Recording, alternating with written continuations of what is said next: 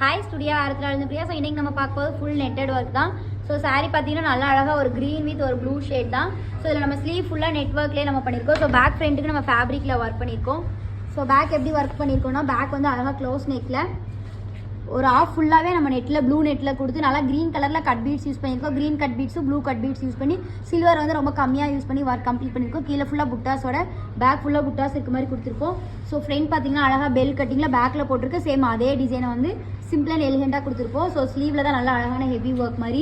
So நெட்டில் வந்து நல்லா ஒரு கொடி பேட்டர்ன் ட்ரா பண்ணி ஸோ சாரீ கலரில் கட் பீட்ஸும் அதே மாதிரி ப்ளவுஸ் கலர் அதாவது blue colour cut beads use பண்ணி நல்லா அழகான ஒரு ஒர்க்கு. ஸோ இதில் அங்கங்கே பார்த்தீங்கன்னா ஆஷ் கலர்லேயும் கட் பீட்ஸ் யூஸ் பண்ணி so 3 different cut beads use பண்ணி ஒர்க் ஃபுல்லாக கம்ப்ளீட் பண்ணியிருக்கோம்.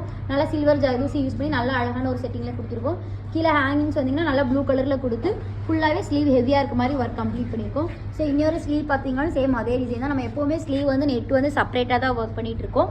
ஸோ உங்களுக்கு இந்த மாதிரி டிஃப்ரெண்ட்டான டிசைன்ஸ் எல்லாம் ட்ரை பண்ணணும்னா கீழே எங்களோட காண்டாக்ட் நம்பர் இருக்கும், காண்டாக்ட் பண்ணுங்கள். தேங்க்யூ.